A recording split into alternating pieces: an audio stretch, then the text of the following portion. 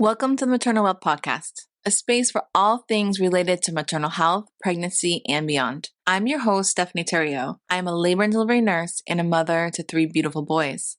Each week, we dive into inspiring stories and expert insights to remind us of the power that you hold in childbirth and motherhood.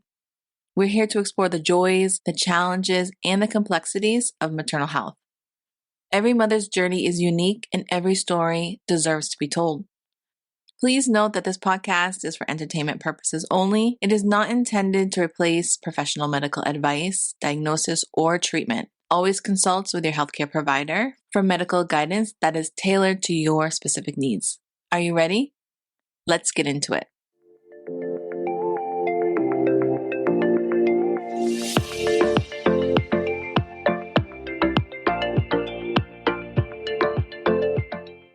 Welcome back to the Maternal Wealth Podcast. This episode is series 2 of the 4-part series with midwife Audrey. To recap, she wrote, "Can you feel the shift? Women, mothers, and birthing people are eager for change and ready to take their power back and walk in their sovereignty. Join us for this 4-part series of powerful and enlightening conversation that will arm you with the knowledge of your options about conscious procreation, birth empowerment, family wellness, all of this and more with conversations with midwife Audrey. Series 2, Anticipation. Today, we'll have conversations about trying to conceive, preparation, and space to create a baby, including rainbow babies, and conceiving after a loss. I hope you enjoy the conversation as much as I did.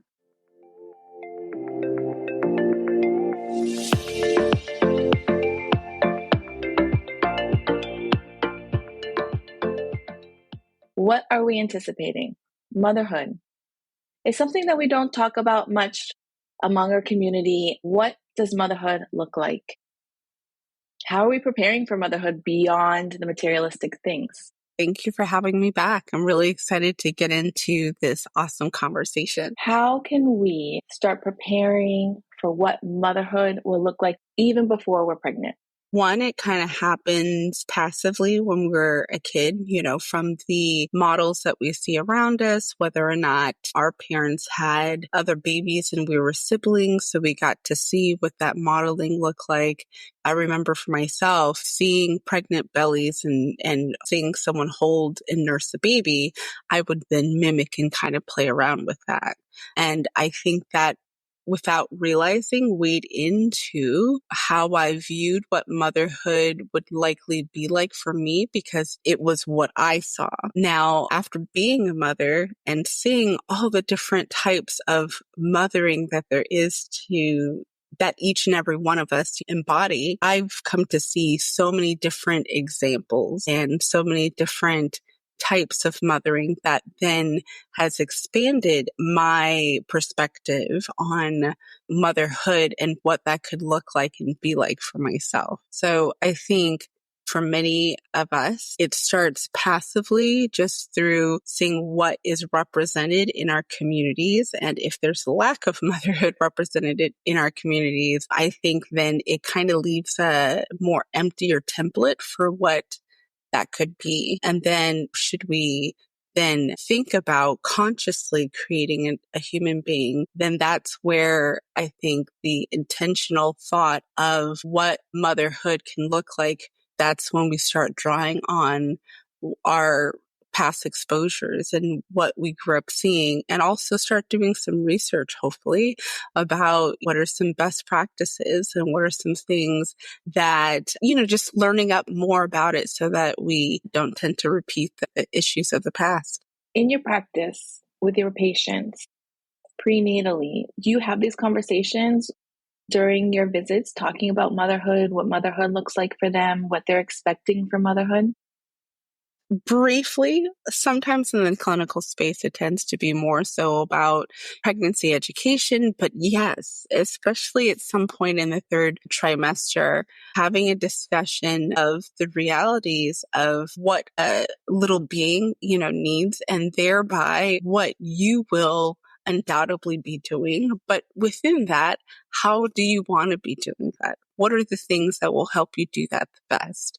Sometimes we can get so hyper focused, especially when we're going in for our appointments with our provider, and we're so focused about the pregnancy and the growing of the baby and growing of the baby versus like, oh my goodness, once this being is out, I will be being with this being, so that we don't tend to give a lot of thought about. And so I do like to center people's thought process in terms of, okay, imagine those days with them. These are the type of supports you're going to need, because realistically, this is the time and the way bonding will likely look like for you. And so I think that then starts to give them the opportunity to think about like, oh, wow. Oh, yeah, that makes sense. I didn't think about that, and start preparing, otherwise.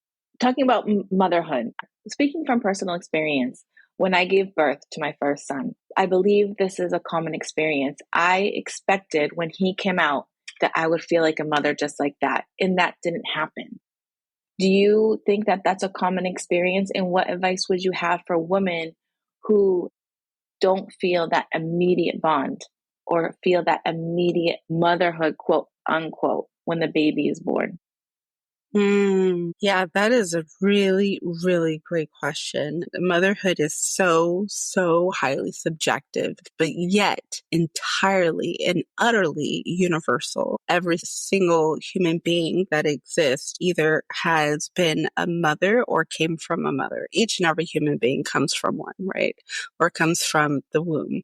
So that connection, and when that bond and connection happens, is highly dynamic for each pair and for different reasons. And I know for my own experience, I can totally relate and resonate with what you're saying too, in terms of like, okay, so now what? They're beautiful. I love them, but it was a lot of other feelings that was dominating the space. So I think that judging it in terms of right or wrong, becoming a mother should feel like this and the bond should be XYZ. That's where we sometimes put the pressure on ourselves. And that's where then the conversation starts with thinking something is wrong or feeling bad, because now we've put an expectation on it. Motherhood is like this incredible beginning, this great unfolding of just so many things where that's expected. Like, okay, it's a human being. It's going to eat, it's going to poo, it's going to various other things, but also so many unexpected things, usually from our side or perspective, because again, we had an idea or expectation, or in some way, just didn't know that we would develop or experience what we experience on the journey of motherhood. And in that is kind of like the development or a blossoming of a rose bush, which is both the bush and the rose itself. And so when we're pregnant, it's kind of that same notion where it's one being in the one body, but once they're born, now it's two beings still occupying the same kind of like energetic field in space. And so the heart and the brain sensation of my baby, that connectedness is anywhere in the spectrum from this child doesn't even exist yet. They're just a being, an energy in your thoughts that you then bring into fruition, all the way to it's been a few months and they look at you and smile a certain way or have some kind of reaction. And then all of a sudden you have this like universe shifting connection. You're like, oh my gosh, almost like a delayed response kind of thing. So long as we understand that there are certain things that can disrupt connection and bonding, or things that, environments that, make it either impossible or very difficult. If we are, in essence, prepared for those, and there's proper support, either with like postpartum doulas, family members, and whatever the case is, then the bonding will happen on its own time whenever that time is. The same as the baby latching for the first time. Same as eventually when we say our first word or take our first walk. These are things that happen on a spectrum or a continuum on its own timing. And we know for a fact that there are certain things that disrupt that bonding. And so if we mitigate that, then the bonding, however it happens, whenever it happens, so long as we encourage and facilitate it, it will happen. And it's a universe changing, shifting moment when you just connect with this being on such a conscious, visceral way. I have this discussion point a little bit later down the line, but I think it's a good segue with what we're talking about. Motherhood. What does motherhood look like for mothers who don't have their children? Mothers who've lost their children either by termination, whether it's electively or spontaneous, mothers who don't have their children due to a fetal demise or stillborn, mothers who've lost their children once they have been alive and their children have passed on. It's a heavy topic and one that we don't talk about much. Very, very good question. It is so dynamically different, and each and every one deserves space to be experienced. In every single scenario you mentioned, it's still one that changes you, mind, body, and spirit. And so how that transformation looks like, there are certain things that we can kind of like expect on a spectrum, kind of like, oh, okay, joy, happiness, grief, anxiety, like, these are all emotions that every single human being has experienced. And when you have a child, kind of it's like a built-in empathy or compassion to vaguely understand. But the true knowing of that experience can only be known by the person who's experiencing it, which is literally life changing. It changes with every baby that we carry. A part of their genetics will forever be within our bodies. And so we literally carry all our children with us, whether they be still alive or have passed in utero or have passed outside of the womb. Like however that happens, that connection is forevermore. Motherhood, I truly believe, is a path. And on that path and continuum, there are just different twists, turns, and experiences on that. And so really, I can't speak to the experience of like what that looks like in women in general, but I can imagine and empathize with some of the experiences.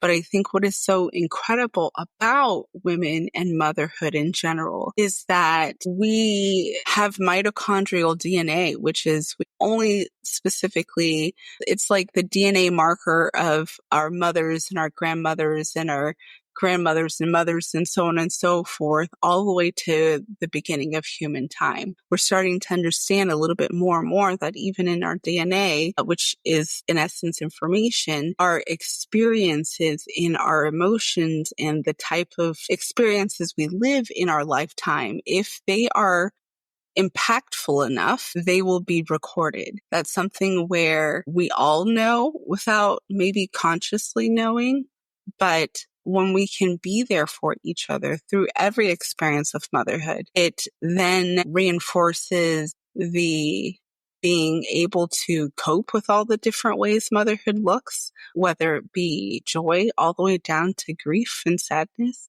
Experience the multidimensional of all kinds of experiences that there is to have on this. But motherhood looks different on each person. And I think that's a beautiful thing because we're all different people. And what's even more beautiful is that we're all human. The spectrum of humaning and motherhood is only so big too, but yet infinitely diverse. So yeah, I think we're open to what motherhood can look like and feel like for us, especially if we are consciously, intentionally trying to build a particular experience, then that's amazing. That's amazing. And humanity is only going to be better for it. One of the experiences that I've had as a labor and delivery nurse working with women who are losing their children in utero is a conversation that I frequently have. Even though our children aren't physically present with us, our children never truly leave us. And I think that's an experience that we can't explain. But as it's said, it's an experience that's understood. Would you agree with that?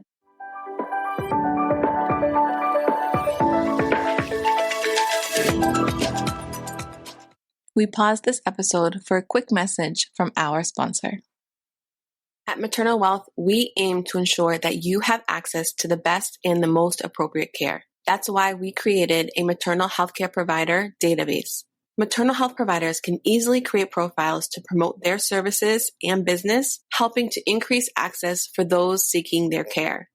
This is a one-of-a-kind database that offers a new and exciting way for women to search for and find maternal health providers near them and tailored to their specific needs. Profiles feature badges that highlight various services such as TOLAC-friendly practices, all-female practices, LGBTQAI+ inclusivity, language options, access to vaginal breach services, and more. Additionally, be sure to check out our Not Your Average Birth course.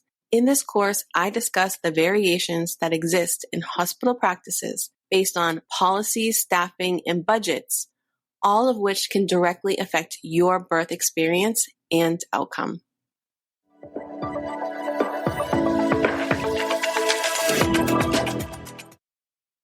Yeah. Sometimes it's a knowing and you don't need to have the words to know it. And you don't necessarily need to have lived that experience to also have it felt and resonate internally, because it is a part of us in the thread of the very fabric of what we are in our DNA, literally. Yeah. Speaking of people who don't leave us, you mentioned earlier a little bit about the influence of generational motherhood, our ancestors, our grandmothers. So much in society have the emphasis on the nuclear family, the mother, the father, the children, the parents. I wish we had more emphasis on keeping the greater family together, the grandparents, the grandmothers, the importance to establish that relationship and to integrate those relationships with the new coming children and having that dynamic back in the homes. And I think if we honored that and recognized the importance of that, and society set up systems to support having the grandparents in the house, I think the transition and how motherhood looks for women today would be much different. Absolutely. Right now, the attitudes towards motherhood in the upcoming generation, and we touched on this in the last episode, largely looked at negatively, like, oh, geez, that's so much work. I'm going to lose a loss of myself. I'm going to lose ability to do what I want when I want, an element of autonomy. There's just going to be all these extra added pressures. It seems like such a headache. Like, why would I want to change my, let's say, the freedom and the excitement and the self-reliance? Why would I change that to then for ball and chain? Is almost what the attitude is like for the younger up and coming generation who are not yet childbearing.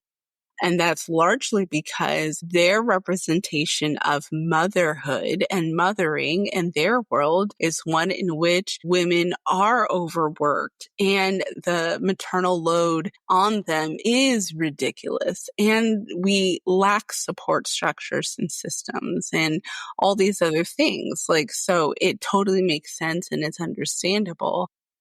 Yet this is a creation that we have created because of the cultural norms we have adopted. So it's almost like, if we just kind of change your ideologies a bit and our social ways of how we integrate or lack of integration of mothers in just everyday life and having support systems for that, then it would look totally different. And one of the major core components of that is the intergenerational family. You're absolutely right. Like normalizing homes that have grandparents and taking it a step further, great grandparents. That's one where that model, which is not, unheard of, is seen in other places around the world. And what's cool about that is we're able to look back and look at different statistics and see, well, this is actually more in alignment for longevity of life for many people into your old age. This helps spread the effort and how much work it takes to live the same standard and quality of life for each person. So then thereby they have actually a little bit more resources and time and other things to enjoy life in other ways. When we actually look at it, we're like, that has a better receipt than the nuclear family thing than we're doing over here in America, which is the normalized perspective. But really, when we look at humanity over the last 100 years and then last 200 years, we can see how things have changed and kind of have evolved to what it is now. And we can see what we have to show for it. And so the nuclear family was really something that became big during the time of like the Industrial Revolution, and then, starting to like work in factories, and now we're building homes. And now in order to continue to have homes to sell, it's this whole idea of keeping up with the Joneses. And where we started to go from like a community and relying on each other and having interdependence in villages to now self-reliance or rugged individualism, kind of this whole pick yourself up by your own bootstraps, which is like, what? This exponential growth didn't happen because one person decided to, go to school, get a good job, and then make XYZ money, and then boom, they're living this way. If we can actually realize to what degree each and every human being has been colonized in this perspective, then we can start to look at things rationally and see, well, actually, it's not helping us thrive in all these other ways, which is having a largely negative impact in just how we're living. And if we realize that our North Pole is each and every one of us being able to live a high quality of life where we have all the things we need and we have the ability to reach our highest potential naturally, that's not the direction we'd be going in, because we would just be doing the things that worked better, which then starts to be building back that community, which first starts with having the structure and support of grandparents and in some homes, aunties and uncles and great grandparents and whatever social group, or maybe even in your neighborhood, and then hopefully expand it out even further, city, and then expand it out even further, state, and then the whole world. That's a beautiful model. That's a model where like we would see wellness across the planet that we can't even imagine what that kind of world would look like, because it would just be so much better than this. If we can be able to get back to that core structure that you mentioned, that is the start.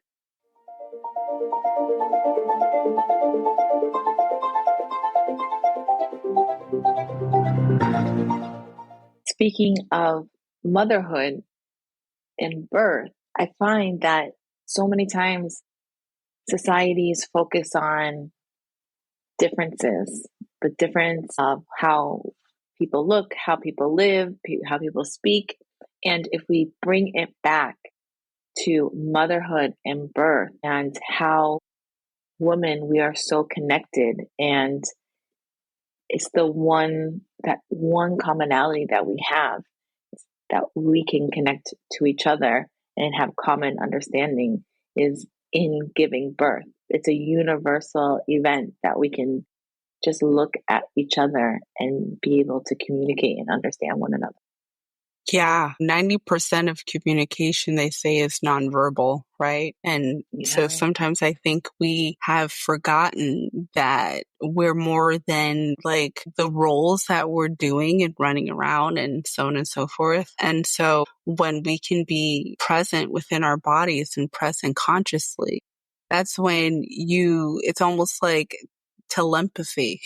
You can look, at another woman. Here's an example.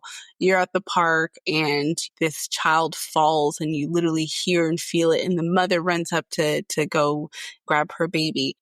I bet you all the other mothers around there probably would have a similar level in stress, cortisol levels, if we were to draw everyone's blood right then and there, because we all have a shared experience where like it's a knowing, like I feel that in my gut, even though it's not my kid.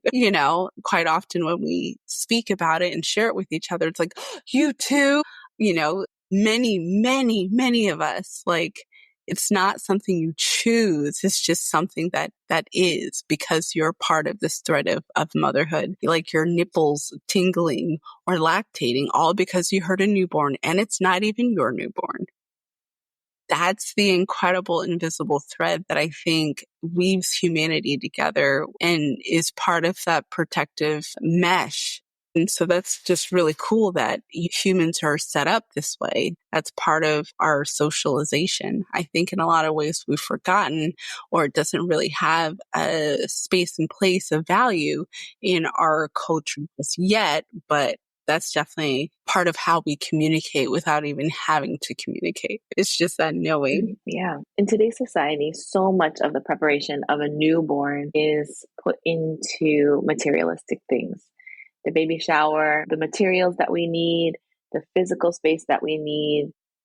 Yes, those things are important, but how and why should we start changing our focus in creating, as opposed to the physical space, creating more of a emotional, spiritual space for this newborn coming into our lives?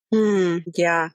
That is going to look wildly different for each person, but it's definitely going to consist of the same component parts, which is dedicated time, and how that dedicated time is spent. For one person, it can be journaling. For one person, it can be praying or meditating. For someone else, it can be going out to their favorite spot and just touching their womb and breathing deep and connecting that way. Each and every one of us have a different way that we have the ability to make the space, but it's going to take the same building blocks for each of us, which is the intention and the dedicated time to put our whole being, our mind, body, and spirit to that intention of exploring that question and exploring what it feels like within us. One of the topics we have is exploring the experience of motherhood without a partner. So women who are going into motherhood either by choice or not by choice without a partner. If there is or isn't a partner, is having a village. And usually the inner circle of that village is your parents, the grandparents, and so on and so forth. And then it's your people you've made connections with across your family lines. And that's where really we could still see that the bond of these two beings and that their capacity for growing in a healthy way can still be possible. Partners are, in fact, in many, many ways, absolutely necessary, but they're especially necessary in the connected human emotional ways. But when it comes down to, is this mother going to be able to survive? Is this baby going to be able to survive? We have a huge odds and huge chances of increased survival and thriving for each mother and baby if they had a village. So I think that really speaks to the need of reinforcing our I guess you can say our nuclear family, so that if something should happen or to like the partner, or let's say there are people who are unpartnered, we still have a healthy, thriving humanity that can grow.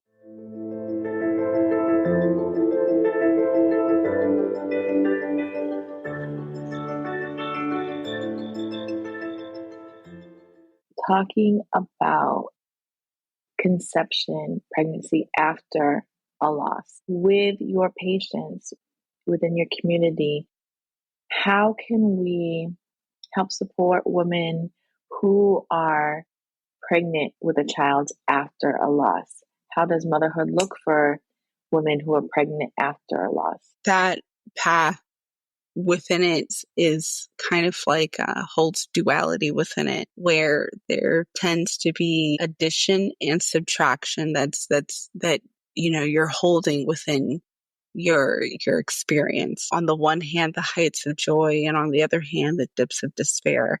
And sometimes it's hard to even allow oneself to feel either. And so sometimes we'll see some moms just kind of like stay in the middle. Those of us on the outside surrounding her, truly the only way to know is to ask what it is that they need from us, because it looks different on each person, and what they need and from who and how is also different.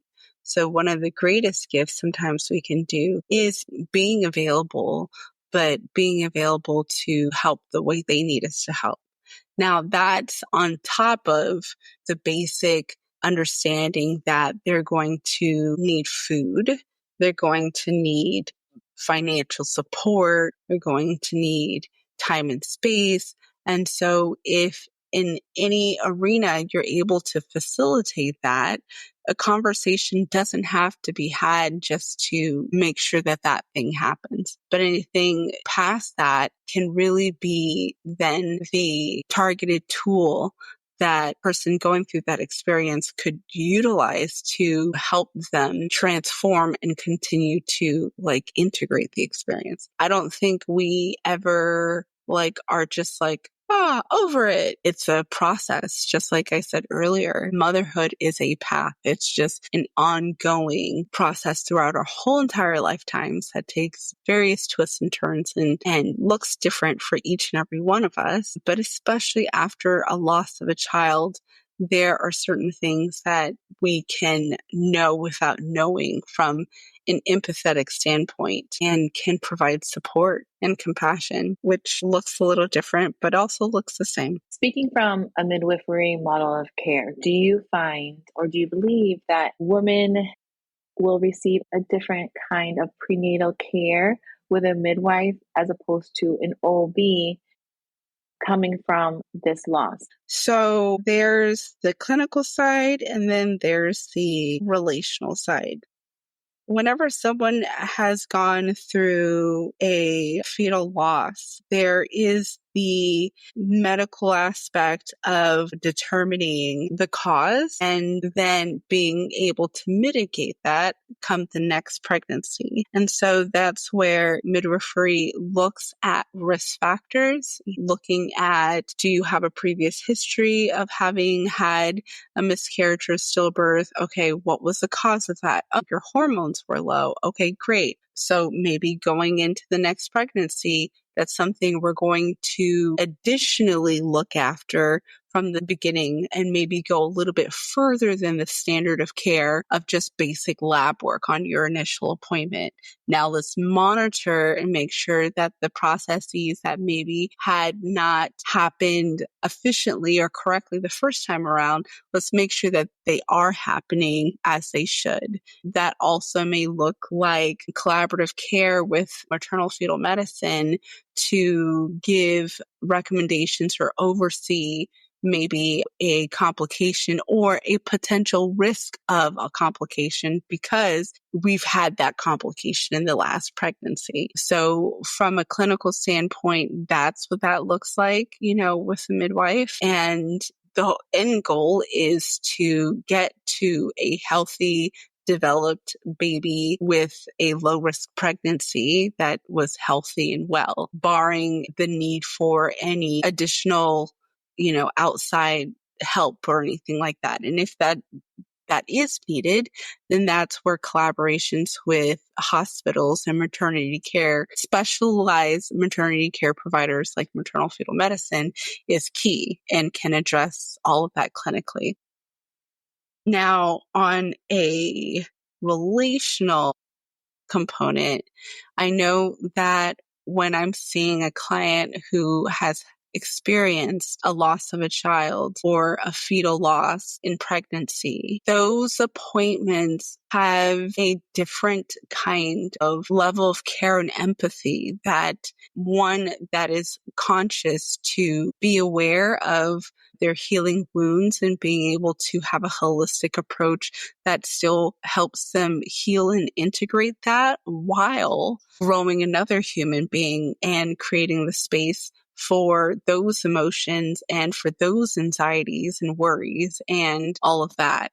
So it is such a dynamic and yet dualistic experience to be carrying a rainbow child. I have learned so much as a mother and a midwife, especially serving clients who have been in this experience. And I've also learned so much too, in terms of the being in the moment and loving and accepting each and every little joy that happens, because it can be so fleeting. Especially they would be aware of how quickly things can change. And so to learn certain lessons through their experience is also beautiful and tragic at the same time.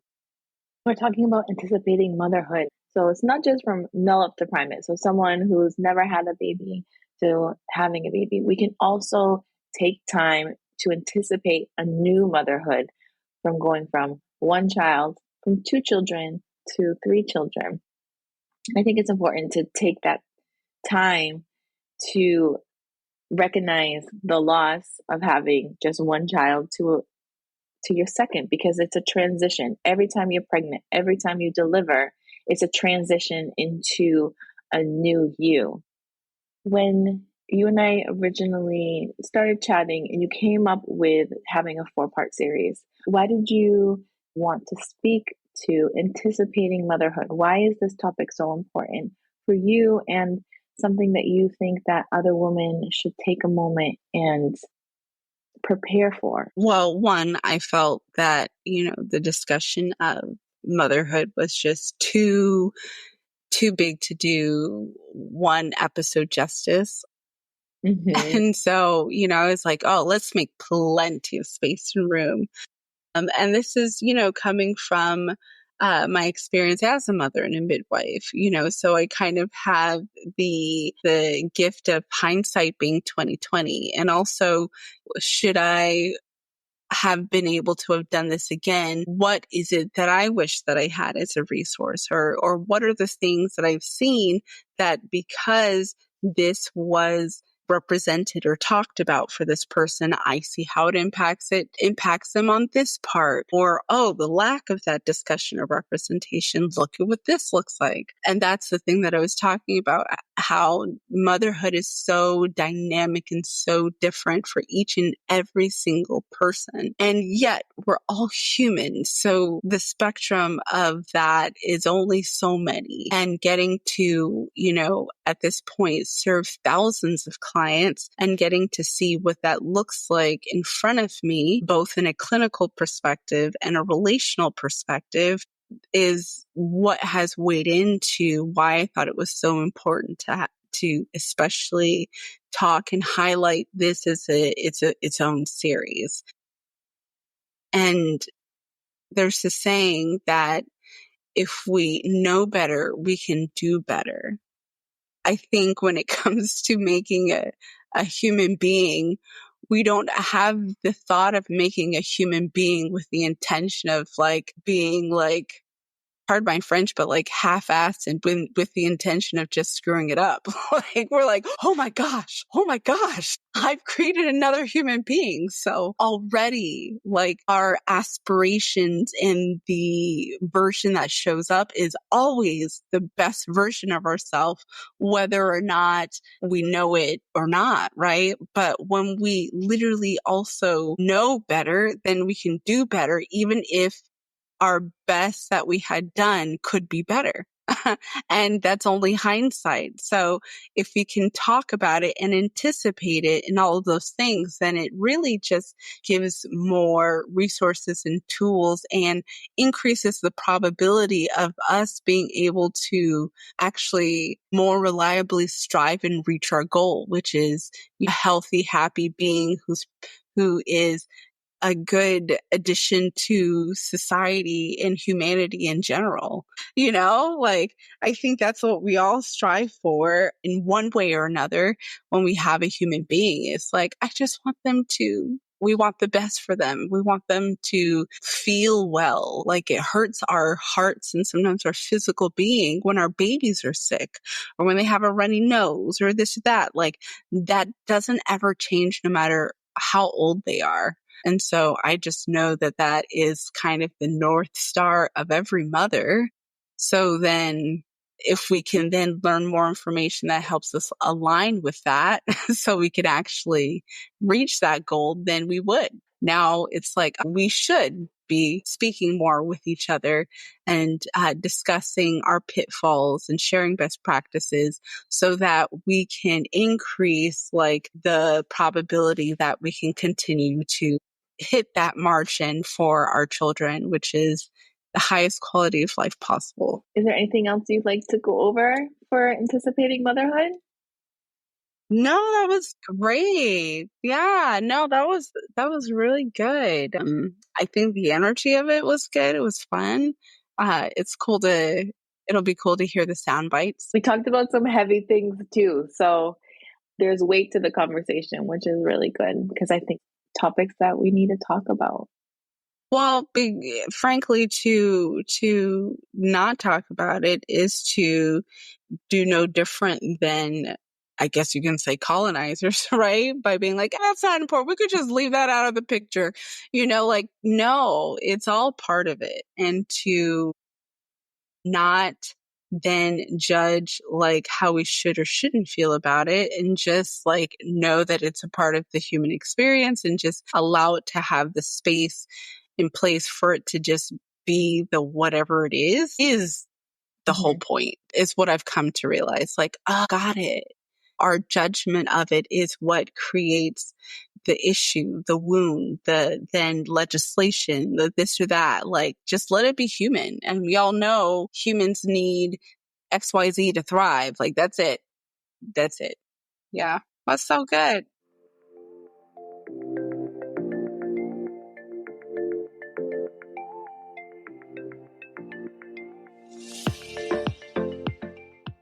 Hey there, amazing listeners. If you love what we do and want to see our podcast grow, we need your help. By making a donation, you'll be supporting us and bringing you even more great content. I truly believe creating this space for women all across the globe to share their story will allow us to collectively heal, grow, and become more empowered in the space that we deserve to be.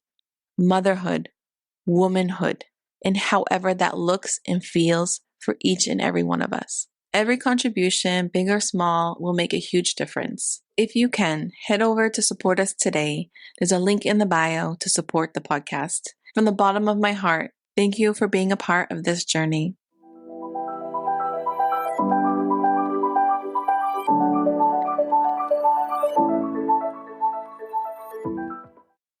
Thank you for listening. Be sure to check out our social media. All links are provided in the episode description. We're excited to have you here. Please give us a follow. If you or someone you know would like to be a guest on the show, reach out to us via email at info@maternalwealth.com. And remember, stay healthy, embrace your power, and you got this.